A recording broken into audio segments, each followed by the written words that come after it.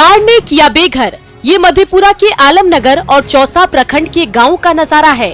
चारों ओर पानी ही पानी है, दर्जनों गांव डूब गए हैं, सड़कों का अता पता नहीं है, हजारों घर आंगन पानी में घिरे हुए हैं, तो लाखों की आबादी बेघर हो चुकी है। आज इनके पास न रहने का ठिकाना बचा है, न खाने पीने का। ऐसे में कुछ बाढ़ प्रभावित ग्रामीणों ने ऊंचे ठिकानों पर शरण ले रखी है, तो कई लोग अब भी अपना घर बार छोड़ने को तैयार नहीं हैं। इनका दुख दर्द सुनने वाला कोई नहीं।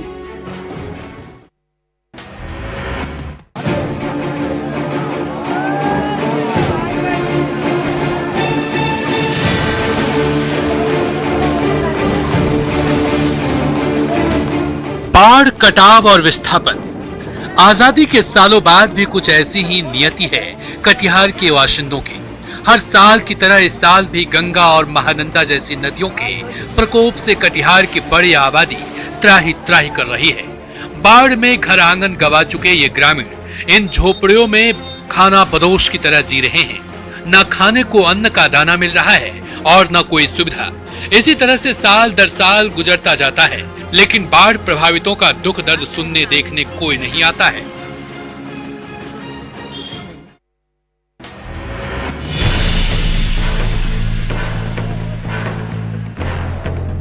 पानी ने सूरत की बिगाड़ी सूरत। गुजरात का सूरत शहर मानसून में पानी पानी हो गया है। भारी बारिश में खाड़ी का जलस्तर बढ़ने की वजह से सूरत के कई गली मोहल्लों की हालत बदतर हो गई है। हजारों घर डूब चुके हैं, सड़कों का नामो निशान मिट चुका है। पानी के बीच जिंदगानी मुश्किल में आ गई है, न रहने का ठिकाना बचा है और न खाने पीने का सामान। ऐसे में प्रशासन की ओर से बचाव और राहत कार्य तेज कर दिया गया है।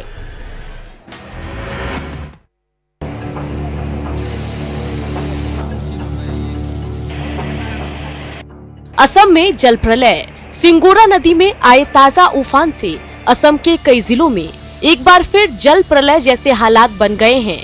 उत्तरी और दक्षिणी असम के हजारों गांवों में जबरदस्त तबाही मची है। नदियों की ये तूफानी धारा अपने साथ सब कुछ बहा ले जाने को बेताब नजर आ रही है। इस सैलाब में सैकड़ों सड़कों का नामो निशान मिट गया है, तो हजारों घर आंगन डूब गए हैं। फिलहाल असम की 56 लाख से भी ज्यादा की आबादी बाढ़ की त्रासदी का सामना करने को मजबूर है।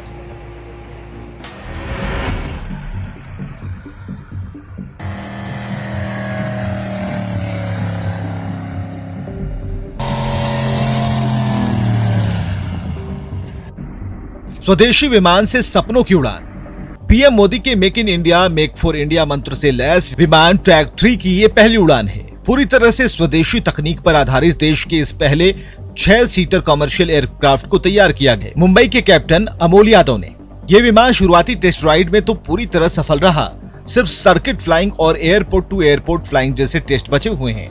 इसे पास करते ही ये विमान न सिर्फ देशवासियों को लेकर उड़ान भरने को तैयार हो जाएगा, बल्कि रीजनल कनेक्टिविटी का सपना साकार करने में अहम भूमिका निभाएगा।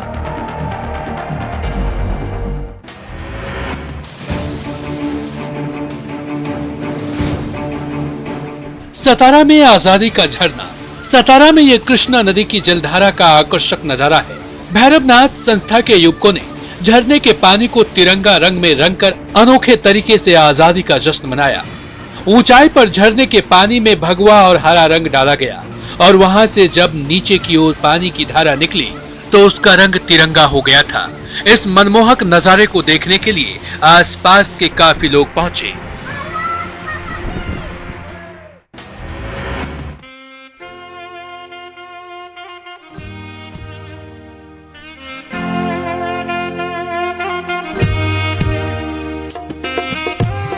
जवानों ने लद्दाख में पैंगोंग त्सो नदी के तट पर 14,000 फीट की ऊंचाई पर यह ध्वजारोहण किया। ध्वजारोहण के बाद आईटीबीपी के जवानों ने तिरंगे को सलामी दी और 14,000 फीट की ऊंचाई पर स्वतंत्रता दिवस का जश्न मनाया। इस दौरान जवानों का जोश और जज्बा देखते ही बन रहा था। आपको बता दें कि कुछ समय से लद्दाख में वास्तविक नियंत्रण रेखा पर भारत और चीन के बीच सीमा विवाद को लेकर तनातनी जारी है। इस बीच जवानों का यहाँ इतनी ऊंचाई पर तिरंगा फहराना न केवल दिल को सुकून देने वाला है, बल्कि हर भारतीय नागरिक के लिए गर्व की बात भी है।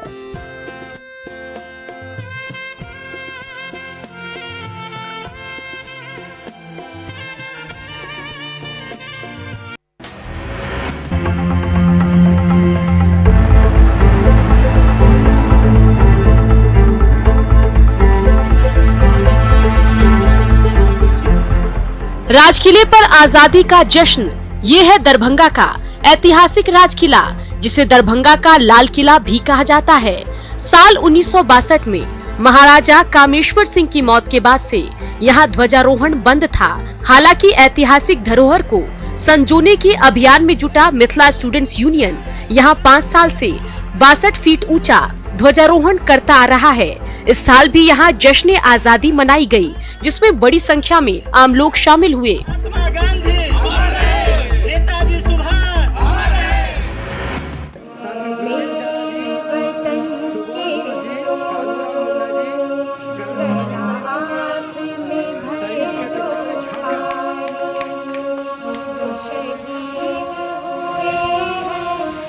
शहीद के गांव में आजादी का जश्न, इसे मिट्टी के लाल गणेश हांसदा ने लद्दाख की गलवान घाटी में चीनी सैनिकों के छक्के छुड़ाते हुए अपनी शहादत दी थी। फिर इसी मिट्टी में उन्हें अंतिम विदाई दी गई थी। जश्न आजादी के मौके पर आसपास के ग्रामीणों का हुजूम शहीद के गांव में उमड़ पड़ा, तो कई रिटायर्ड फौजी भी उनकी बहादुरी को याद करने पहुंचे। इस मौके पर नई पीढ़ी से भी उनके पराक्रम से सीख लेने की अपील की गई।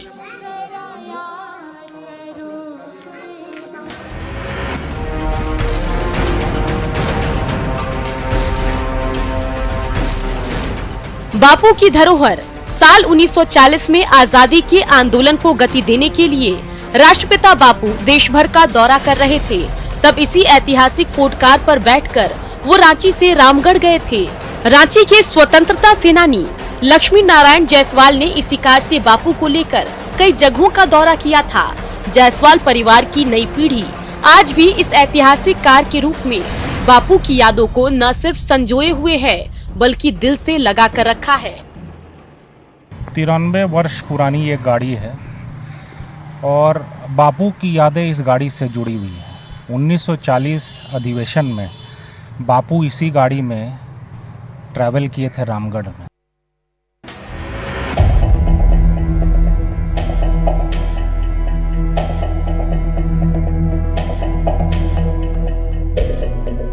बापू की दुर्लभ धरोहर।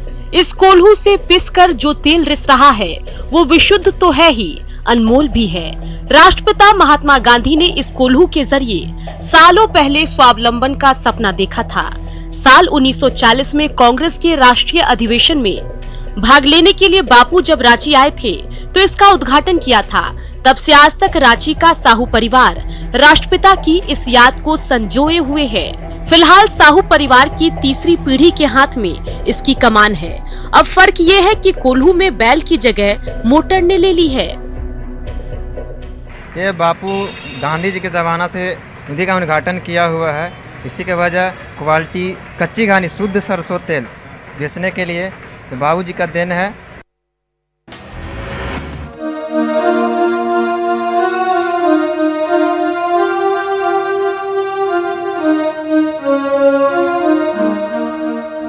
ये आजादी के दीवानों की तस्वीरों का दुर्लभ खजाना है। ये उन गुमनाम पहरेदारों के चित्र हैं जिससे आज भी देश की नई पीढ़ी ठीक से वाकिफ नहीं हो सकी है। मुजफ्फरपुर के स्वतंत्रता सेनानी मधुसूदन झा ने अपने निजी संग्रहालय में इन तस्वीरों को बड़े करीने से सहेज कर रखा है। वो खुद अपने स्वतंत्रता सेनानी पिता तेज नारायण झा के साथ बचपन से ही आजादी के आंदोलन के गवाह रहे हैं। उनके योगदान को देखते हुए साल 1972 में तत्कालीन प्रधानमंत्री इंदिरा गांधी ने दोनों पिता पुत्र को दिल्ली बुलाकर सम्मानित भी किया था। उन्हीं के प्रयास से मैंने और उन्हीं के शिक्षा दीक्षा से मैंने इतना दुर्लभ चित्र भारतवर्ष के अमर शहीदों का इकट्ठा करके रखे हुआ हूँ और भी मैं जो मिलता है उसे मैं इकट्ठा करता हूँ।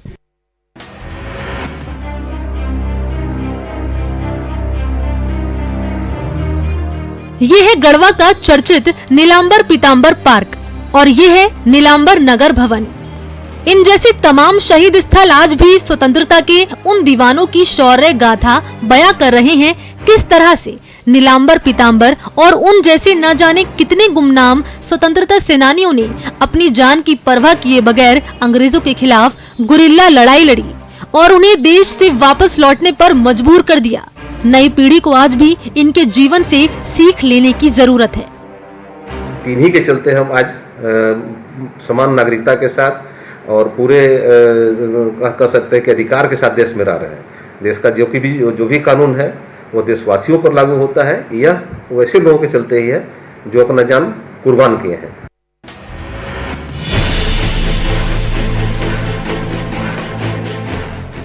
बचपन बचाने का संकल्प।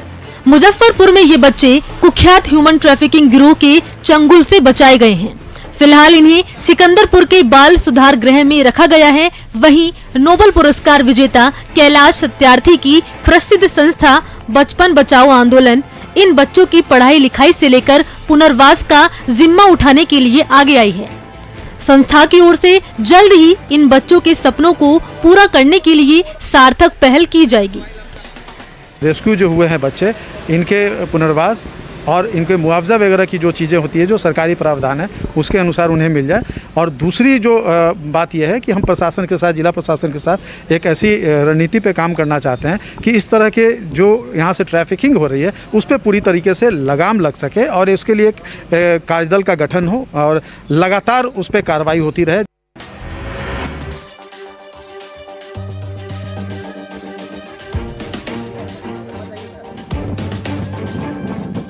गुमनामी में प्रथम स्वतंत्रता सेनानी, ये औरंगाबाद के पवई रियासत के खंडहर हैं।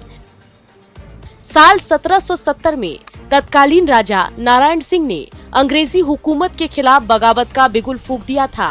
कई पुरानी किताबों में भी इस आंदोलन का जिक्र है, लेकिन दुर्भाग्य है कि स्वतंत्र भारत के इतिहासकारों ने तो इस आंदोलन के साथ अन्याय किया ही। स्वतंत्र भारत की सरकारों ने भी पवई रियासत की इस विरासत को उपेक्षित रखा। नतीजतन रखरखाव के अभाव में ये किला जीर्ण शीर्ण हो चुका है।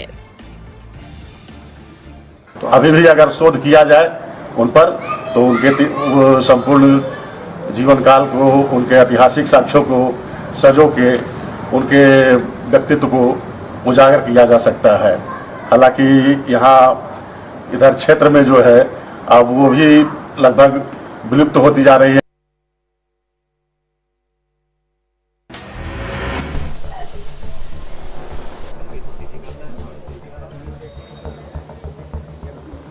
कील से अनोखी कलाकारी। अमर शहीद भगत सिंह, राजगुरु और सुखदेव की ये कोई सामान्य पेंटिंग नहीं। ध्यान से देखिए, ये पेंटिंग नुकीली कीलों से तैयार की गई है। इसे बनाने में 13,000 से भी ज्यादा लोहे की कीलों का इस्तेमाल हुआ है। मध्य प्रदेश के हरदा जिले के 8 उत्साही युवकों ने नेल आर्ट की बारीक तकनीक और एक सप्ताह की कड़ी मेहनत के बाद जब देश के सच्चे सपूतों की ये अद्भुत पेंटिंग तैयार की तो इसे देखने वाला हर शख्स दंग रह गया। इस अद्भुत पेंटिंग का वजन है 14.5 किलोग्राम।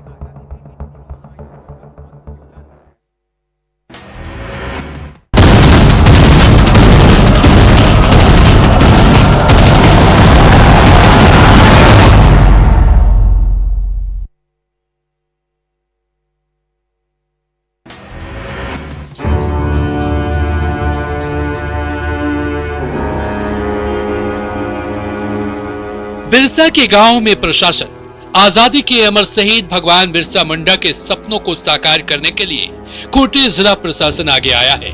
कोटी के डीसी शशि रंजन प्रशासनिक टीम के साथ बिरसा मुंडा के गांव उलीहातू पहुंचे, भगवान बिरसा की प्रतिमा को नमन किया, धरती आबा के वंशजों का हाल चाल लिया, बंजर जमीन पर फलदार पौधे लगाने की योजना का शुभारंभ किया और फिर बच्चों को रंग बिरंगा मास्क पहनाकर कोरोना से बचने का संदेश भी दिया।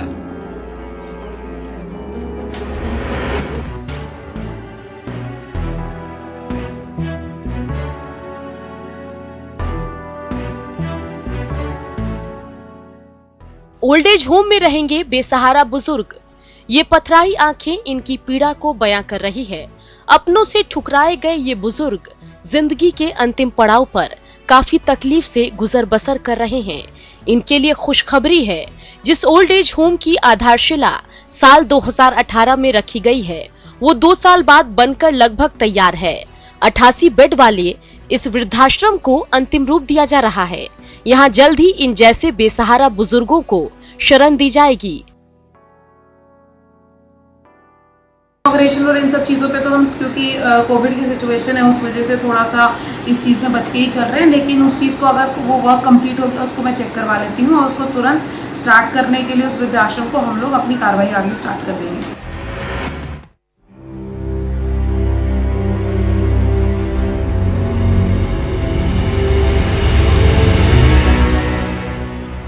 नक्शा बना, इमारत नहीं। रांची में हरमू नदी के किनारे बसी ये निर्मला कुष्ठ कॉलोनी है, जहां गरीबी के मारे 104 परिवार रहते हैं, लेकिन आज तक यहां के बाशिंदों को बुनियादी सुविधाएं नहीं मिल सकी। हालांकि इस कॉलोनी के विकास का खाका तैयार जरूर हुआ था। इस नक्शे पर बनने वाली इमारत पर रहने का सपना भी यहाँ के निवासियों ने देखा था, लेकिन आज तक तो ये कागजी नक्शा धरातल पर उतर नहीं सका और न ही जनप्रतिनिधियों ने अपना कोई वायदा पूरा किया।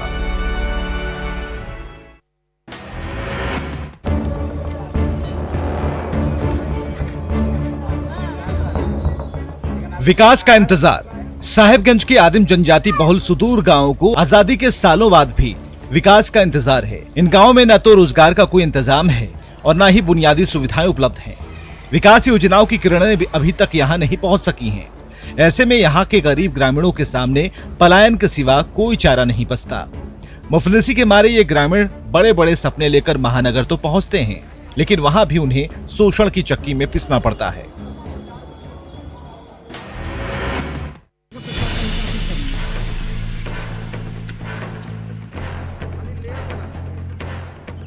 मनरेगा में गड़बड़झाला। मनरेगा का मकसद भले ही मजदूरों को रोजगार देने के साथ विकास योजनाओं में तेजी लाना है, लेकिन जामताड़ा में खुलेआम इसकी धज्जियां उड़ाई जा रही है। नारायणपुर में मनरेगा के तहत ये तालाब बन रहा है, लेकिन स्थानीय जॉब कार्डधारी की बजाय बाहरी मजदूर मिट्टी खोद रहे हैं। नियमतः यहाँ फर्स्ट एड बॉक्स होना चाहिए था, लेकिन इसकी जगह ये प्लास्टिक का टुकड़ा टंगा हुआ है।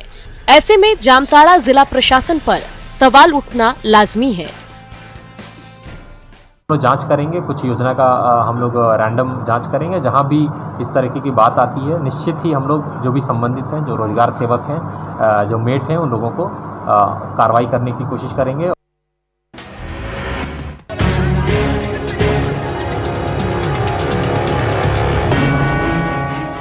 गरीबों के निवाले पर डाका। कोरोना काल में शेखपुरा के पीडीएस डीलर की मनमानी से गरीब लाभुकों का बुरा हाल है।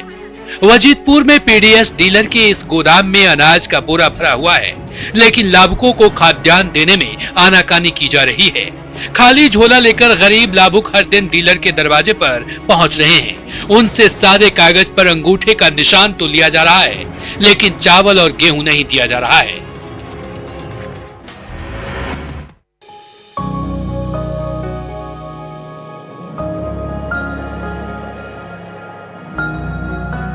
हर खेत को मिलेगा पानी। बिहार के कई जिलों में जहां बाढ़ से बुरा हाल है, तो हाजीपुर के खेतों में लगी ये फसल पानी के बिना सूख रही है।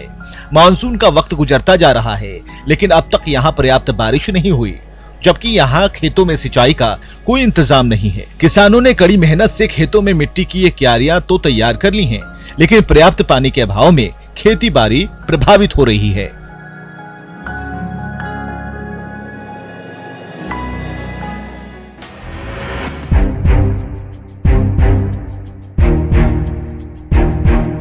भारी पड़ेगी लापरवाही।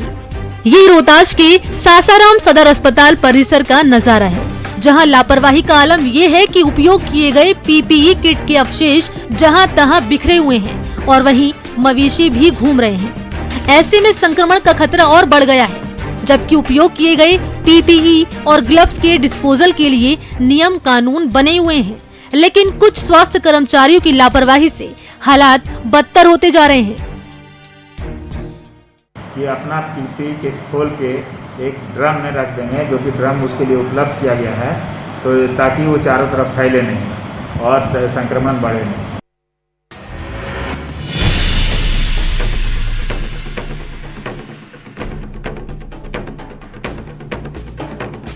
कोरोना वॉरियर्स को दवा नहीं, ये झारखंड के सबसे बड़े अस्पताल RIMS का नजारा है।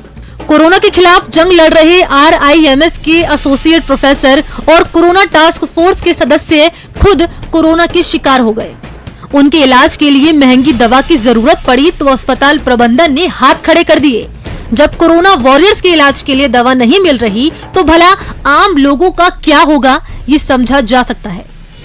कोरोना है तो कोरोना के लिए तो सारी खाना पीना रहना से लेके सारी सुविधाएं तो हम लोग दे ही रहे हैं, हर तरह की दवाएं भी दे रहे हैं।